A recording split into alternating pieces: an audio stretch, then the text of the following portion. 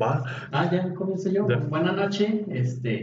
Aquí estamos para comenzar estos diálogos que esperamos sean interesantes. Pues muy bien, yo haré el ámbito de presentar a la gente. Tenemos a dos omisos que no puedo mencionar, pero serán gente que ayudará a calificar. Vamos, pánico. Bueno, Eh, Pues muy bien, como escucharon, tenemos aquí a nuestro nuevo integrante en su programa Un Católico entre Nosotros, que pues ya lo conocerán con el tiempo, pero ¿cómo está, Rogelio? Muy bien. Todo tranquilo. ¿Nervioso?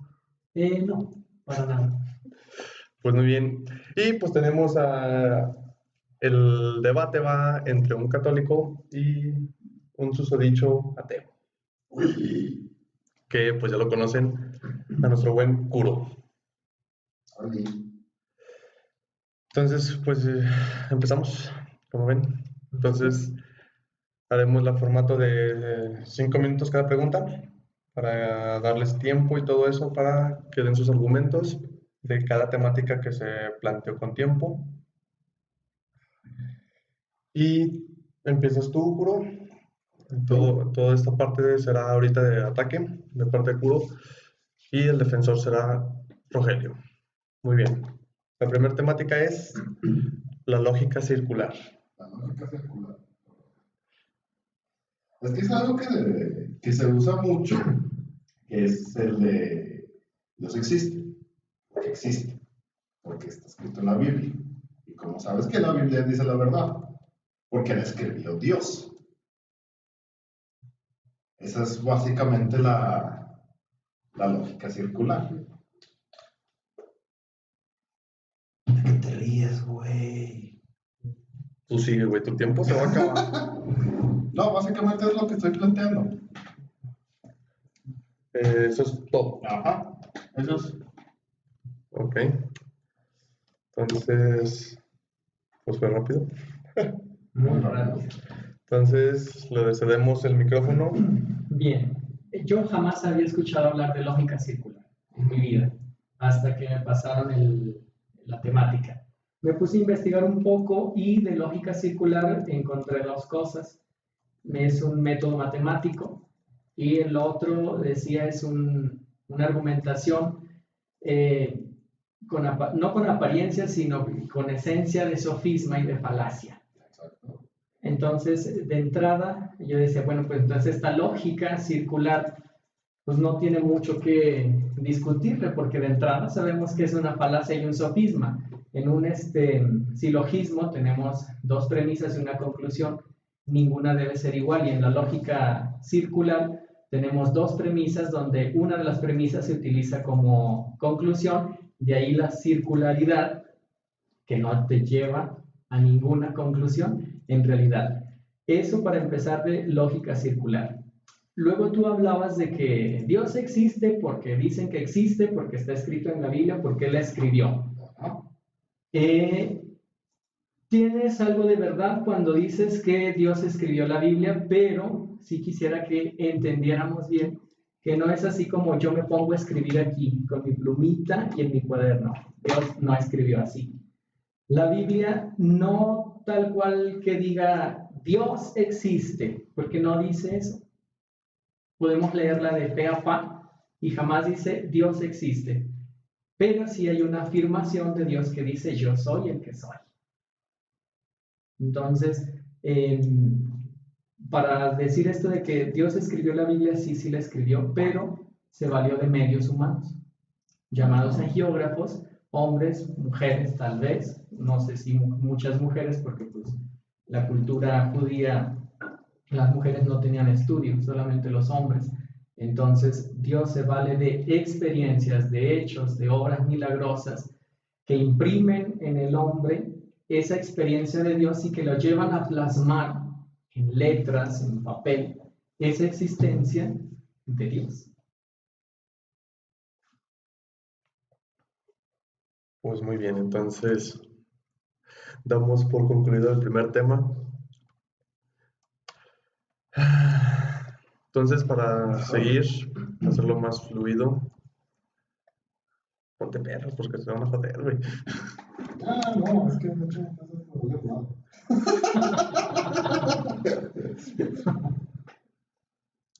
Pues bueno, el segundo tema es la inconsistencia de los escritos.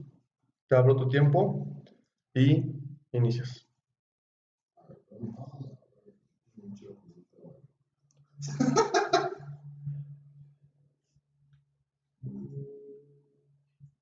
¿Qué pasa el que no era? ¿Qué pasa el que no era? Inconsistencias.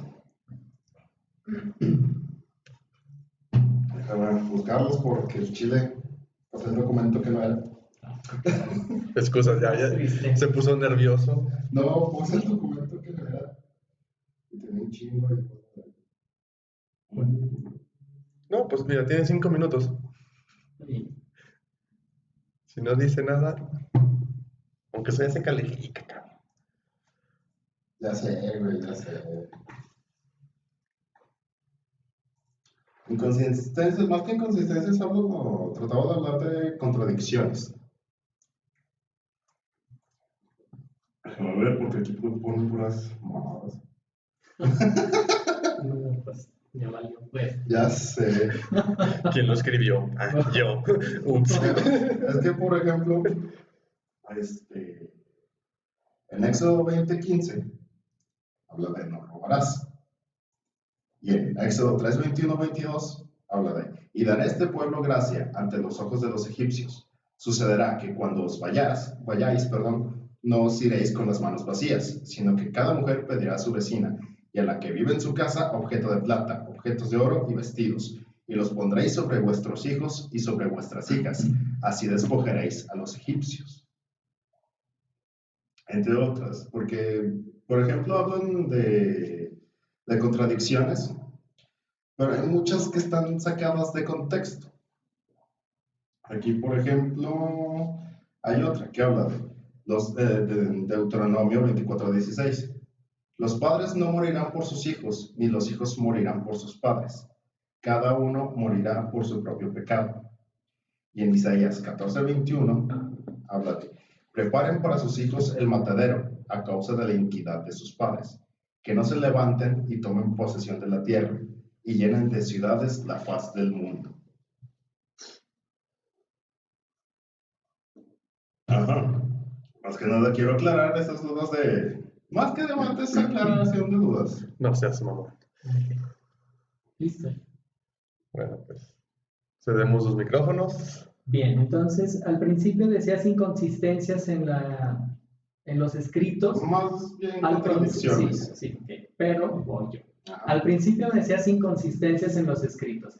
Yo dije, pues quién sabe cuáles escritos. No sé si me vaya a sacar unos escritos que no conozco. Ahora sé que te refieres a los escritos de la Biblia, porque decir escritos es algo súper genérico, ya no te lleva a nada concreto. Ahora dices tú contradicciones. Ciertamente podemos ver que en la Escritura, sobre todo en el Antiguo Testamento y en el libro del Pentateuco, que abarca los primeros 5 libros de la Biblia, puede ser que nos topemos nosotros con algunas contradicciones. Tú me das citas tal cual, ¿no? Que Éxodo 3:20 demás. Yo de entrada digo, no soy protestante, no me la sé de memoria. Okay. Ahora, hay que ver el contexto en el que se dicen esas frases que tú acabas de leer. Porque si nos vamos a tomar una frase así nada más porque sí, 2 versículos, 3 versículos, no podemos darle una buena interpretación porque no sabemos a qué se está refiriendo el autor tal cual con eso. Tenemos que ver lo que dice antes, lo que dice después, en qué tiempo fue escrito, para qué. Ahora, no recuerdo muy bien lo que leíste, pero decías, en Éxodo no sé qué, dice no robarás. Y después por decir no recuerdo el libro que dijiste, por decir Levítico, creo que dijiste Levítico. Dice, y las mujeres... También en Éxodo. En Éxodo, y las mujeres pedirán. No es lo mismo pedir que robar. Ahí claramente en el texto que tú utilizaste en español, dice primero robar y luego pedirán. Así despojaréis, pero te lo voy a pedir. Te estoy despojando, pero tú me lo estás dando. Ahora, si quisiéramos ir algo más profundo, vamos al texto original, que es el hebreo, para ver si dice, si robar es la misma palabra que pedir y despojar. Pero en español, como tú me lo estás diciendo, yo no veo ninguna contradicción. Uno es muy claro, no robarás, y el otro, pediréis.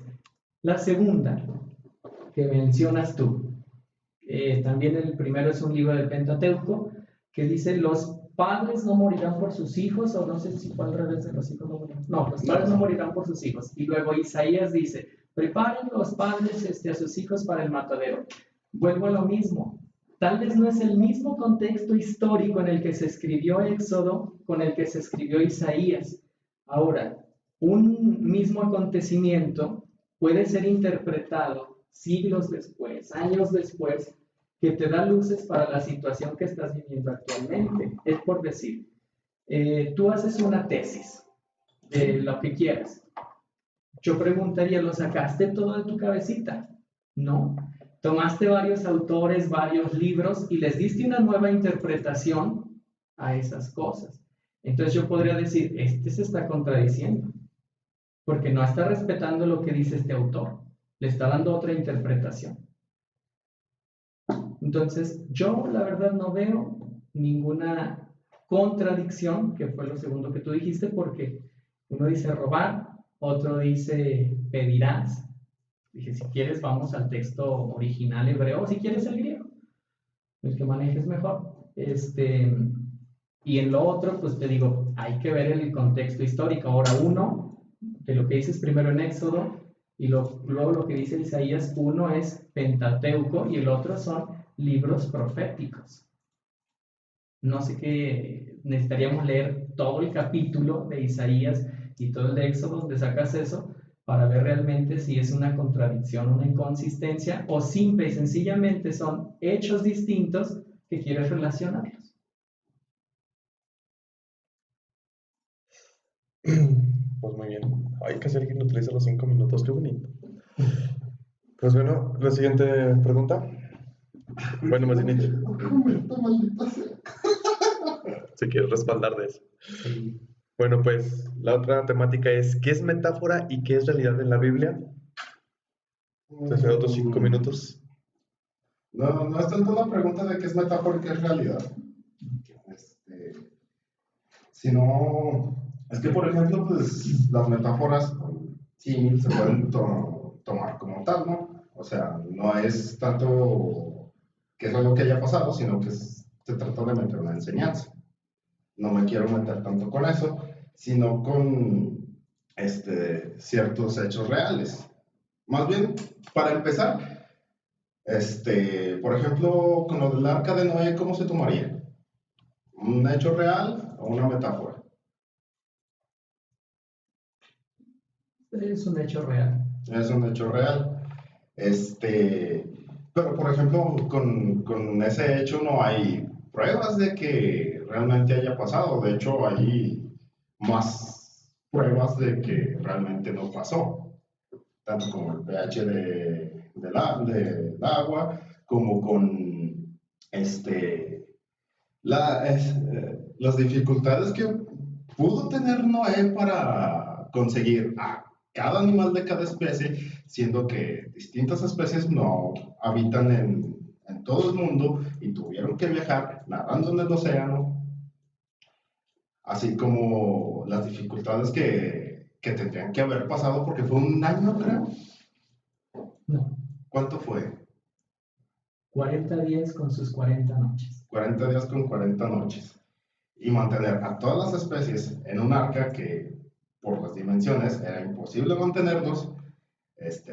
Voy a obviar de que no se comieran unos a otros porque en la misma Biblia aclara el porqué. Pero como para deshacerse de las heces, como para alimentar a todos los animales, como para alimentarse después, conseguir alimento después en el planeta, cuando bajaron las aguas, estando llenos pues ahora sí que de muerte, y también que en el planeta ni siquiera hay el agua suficiente para que se inundase por completo, así de esa manera. Y aunque así fuera, moriríamos todos, incluyendo los del arca.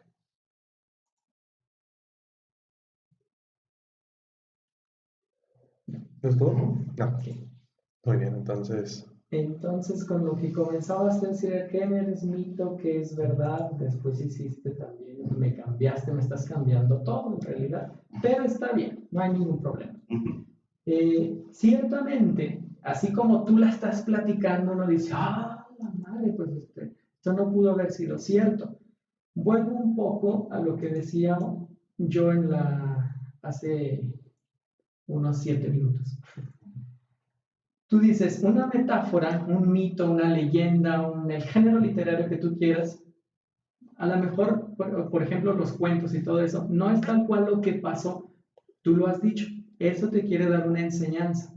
Lo mismo pasa acá, estamos hablando de que el que escribió directamente no fue Dios, fueron los hombres. Yo te puedo decir, escríbeme un cuento sobre unas hormigas que se comen un árbol. Porque así como esas hormigas se van a comer el árbol, así te va a pasar a ti. Es lo que te digo, tú vas a utilizar lo que esté en tu cabecita, lo que esté en tu entorno, para darle color a ese cuento. Pero tú me estás transmitiendo una verdad de fondo, independientemente de cómo lo pintaste. Lo mismo pasa acá. Dios le dice, quiero que hagas esto, esto y aquello. Pero Noé no fue el que escribió eso, ¿eh? Sí, lo sé. O sea, fueron años después los que lo escribieron. Sí, yo sé que los van a... Y ellos no estaban, como no estuvimos nosotros. Entonces, es decir, tengo que plasmar en el papel una verdad que fue, y voy a utilizar lo que está a mi alcance para darle a entender a los otros que a lo mejor no fue tal cual el diluvio mundial. A lo mejor tú te estás imaginando, o nosotros nos podemos estar imaginando, la Tierra ya estaba poblada de millones de seres humanos. Pues no, la neta no. Tal vez eran muy pocos y no se necesitó inundar toda la Tierra, sino solamente donde estaban los humanos. Ahora, un animal de cada especie, pero no sabemos si de todas las especies habidas en el mundo o de las de aquella región. La verdad que transmite ese escrito es que Dios castigó los pecados de la humanidad con el diluvio, borrándolos de la faz de la tierra para recrearla nuevamente con eso que rescató. Esa es la verdad fundamental, que si tiraron las heces, que si el león le rugía ya a la jirafa, pues eso no es de nuestra incumbencia y no se ocupa para mi salvación. O sea, Dios transmite lo que es necesario para mi salvación. Todo lo demás es accesorio. ¿Por qué tendría yo que saberlo? Ay, la popó del león era amarilla con rojo. Pues no, o sea, a lo mejor sí lo pone ahí, pero pues para expresar que sea un popó. No sé. Pero para ir concluyendo esta parte, o sea, sí utiliza varios géneros literarios, mitos, legislativos, políticos, para transmitir una verdad escrita de alguna forma. Tú, al Dios, al que te mando que lo escribas, tú sabrás cómo lo escribes, pero la verdad que quiero que comuniques es esta. Píntala como quieras. ¿Pasó? Sí pasó. A lo mejor le exageraste, a lo mejor le quitaste, pero píntame con lo que esté a tu alcance esta verdad que quiero transmitir a los hombres. Muy bien, estamos por sentar la tercera parte y empezamos con los crímenes de pederastía. Ay, por eso ocupabas pinche escrito sobre todo. Pues a ver, si te toca defender, vente bien perro, porque creo que lo estás cagando mucho. No, sí, la cagué mucho con esto. ¿Te cierran los micrófonos? Pues, ¿qué más puedo decir?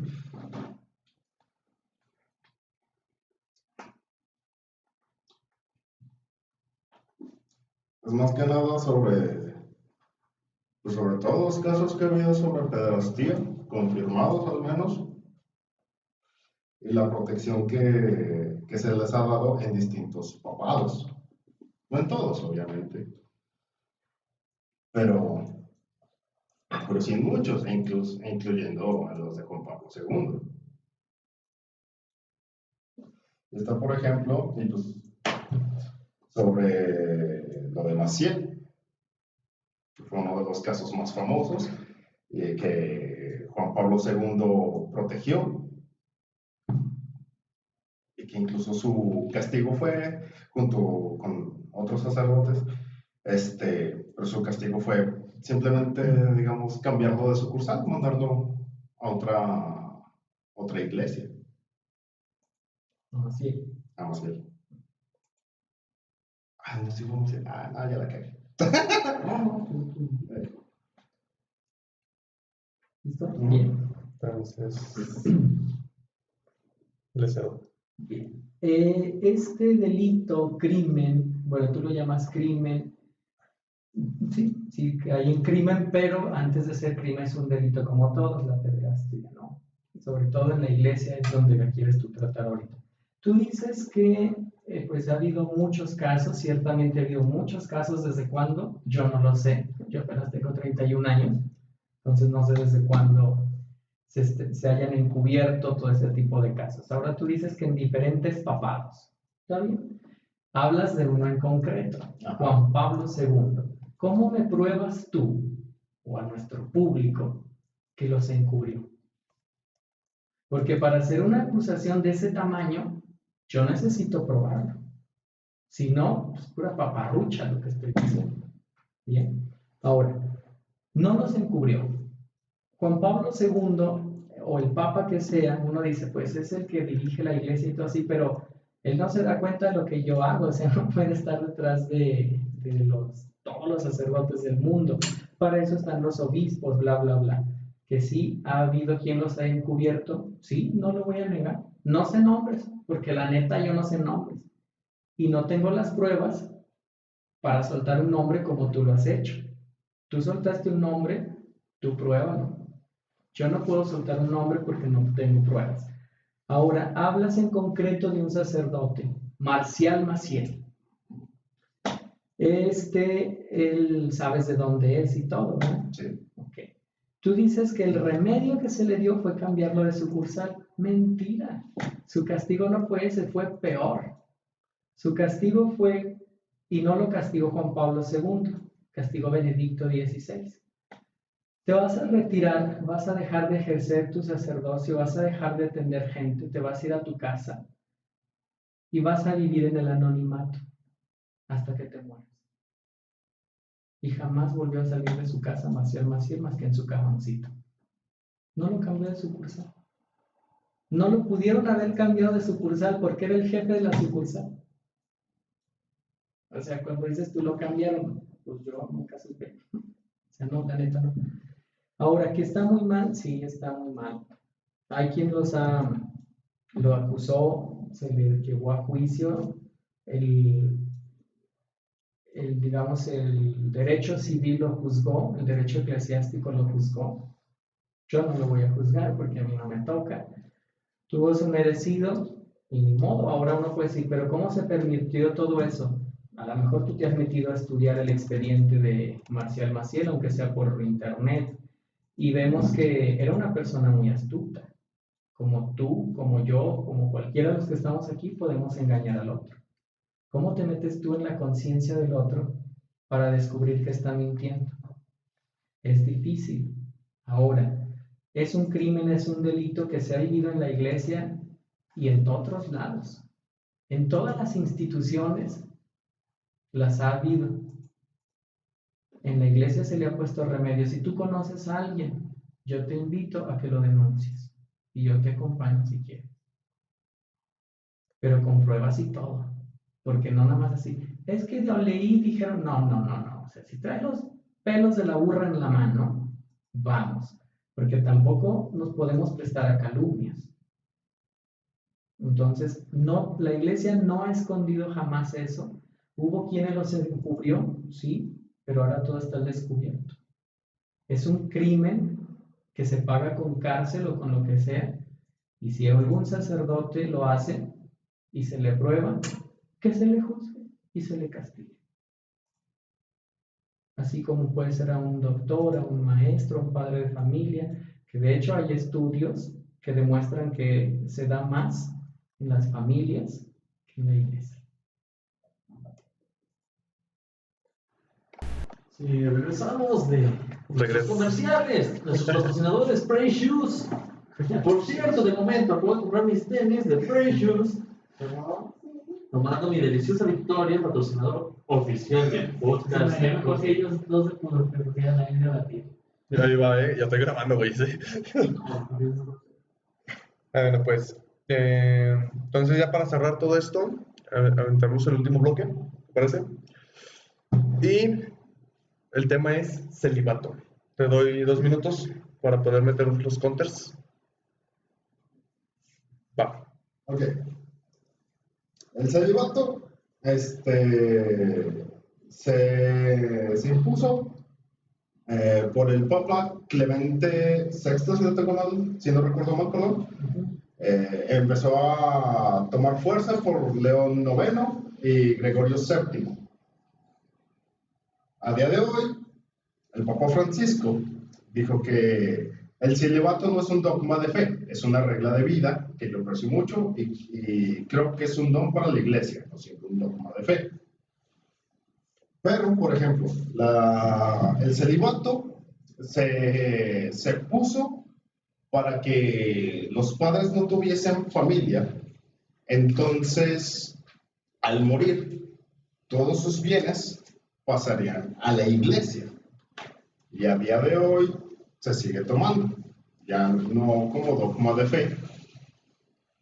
Pero,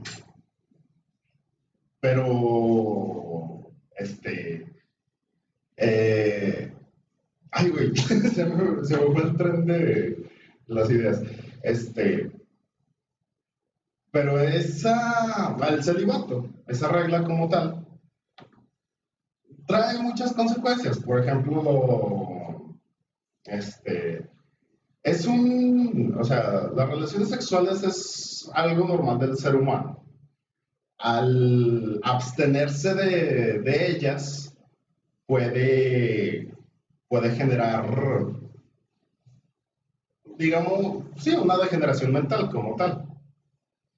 Una degeneración sexual, al abstenerse de lo mismo. Y pueden ocurrir pueden ocurrir violaciones, como ha ocurrido, pederastía, o incluso padres que a escondidas tengan familias. Muy bien, cedemos micrófonos. Muy bien, tú hablas del celibato y comienzas diciendo de algunos papas, Clemente, León y no sé qué otro mencionaste, y dijiste de principio que el Papa Clemente lo impuso, sí lo impuso, porque al principio los sacerdotes eran casados, como en la iglesia ortodoxa católica en el Oriente. Sí, de hecho, nuestro Señor Jesucristo, entre sus apóstoles, eligió a hombres casados. Después se hace una disciplina. Después de la imposición del Papa Clemente, es una disciplina. Tú bien lo expresas, no es un dogma de fe, ¿no? Porque no es un dogma de fe. Es una disciplina que en algún momento de la historia de la Iglesia la impone un Papa, precisamente para lo que tú dijiste, como los sacerdotes tenían bienes y al morir se los tenían que dejar a la iglesia, pero que luego lo peleaban los hijos de la mujer, y lo otro, pues dice el Papa, pues fácil, que sean célibes, ¿no? Que no se casen. Sin embargo, ese no es el espíritu de la norma. El espíritu de la norma es la imitación de Jesucristo. Nosotros lo imitamos al Papa Francisco, a Juan Pablo II, a San Pedro. Nosotros imitamos a Jesucristo que fue célibe. Entonces, el espíritu de la norma es eso, que es más importante que lo que te manda a hacer. ¿Me explico? Bien. Ahora, todos nosotros, los sacerdotes de Occidente, no nos casamos.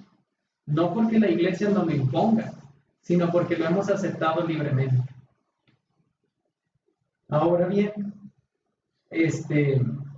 Sí, dices tú, no es un dogma de fe, es algo disciplinar. Tú hablas de la sexualidad, que si no la ejerces, te da no sé qué en la cabeza, que te degenera. Eso es una mentira, es una falacia.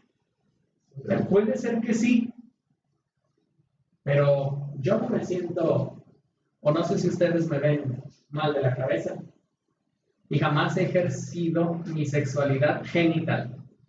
Porque hay que hablar de sexualidad genital y sexualidad en general. Muy bien, entonces te voy a dar un minuto. ¿Más? ¿Un minuto? Muy bien. Entonces, para que respondas, ¿no? Va. Bueno, bueno, obviamente sí. Y es probable que usted jamás haga eso. Pero eso no significa que todas las mentes sean iguales, o que todas las mentes soporten ello. Aunque también habla de imitar a Jesús, pero el mismo Jesús habla de que, por ejemplo, para hablar de la familia, se debe de tener la familia. Y la iglesia es algo que intenta enseñar también, pero es algo de, bajo esas normas, de lo que no puede hablar, porque no la tiene.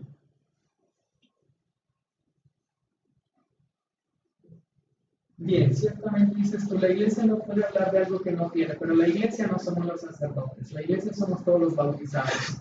Y hay hombres y mujeres preparados que son iglesia y hablan de la familia, y hablan bien. Entonces aquí tú confundes iglesia con sacerdotes. El sacerdote solo no es la iglesia, el bautizado solo no es la iglesia. Juntos somos la iglesia.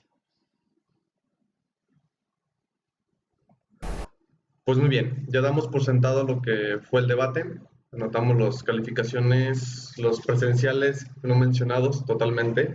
A alguien se le ocurrió mencionarla con apodo a uno. Y dejemos conclusiones. ¿Te cedo los micrófonos, Puro? Sinceramente, pues no vine preparado.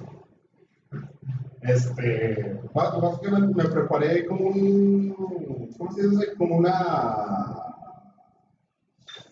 un acordeón, pero no me lo traje, pendejo yo. Y pues nada, básicamente vine sin nada. Y la única queja que tengo fue esa, que no me dejaron réplica más que al final. Bueno. Bien, mi conclusión es, pues me pareció un debate bueno. Yo me sujeté a tus propuestas. Yo la verdad sí me preparé.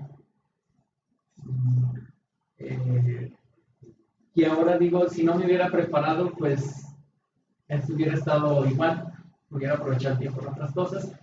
Pero me parece bien lo que dices, me gustaron las dudas y cuestionamientos que me hacías, pero yo sí concluyo y diría, pues yo sí venía preparado para dialogar con un ateo, pero no me encontré con un ateo. Pues muy bien, dejamos sentado pues así la primera parte de este debate. Ya futuramente sacaremos las siguientes sesiones para cerrar y concluir todo esto. Esperemos que los participantes se preparen un poquito más, bueno, no un poquito, más, como es la palabra, y pues sigamos con el apoyo en su programa. Rogelio, te cedo los micrófonos para que nos despidas. Bien, pues espero que estos diálogos se hayan estado muy interesantes para nosotros y pues nos lleven una buena enseñanza de lo que es Dios, la iglesia y nosotros. Bueno, esto fue todo por Producciones Cerdas, con uno de sus programas nuevos. Suscríbanse al canal, síganos, sigan nuestras redes sociales y pónganse al pendiente porque esto va a continuar, esto va a dar para más y va a tener una segunda, una tercera entrega de este debate que pues sentimos que faltó más temáticas por mencionar, más trabajo de la gente y va a haber más contenido a futuro. Esperemos que estén al tanto y buenas noches.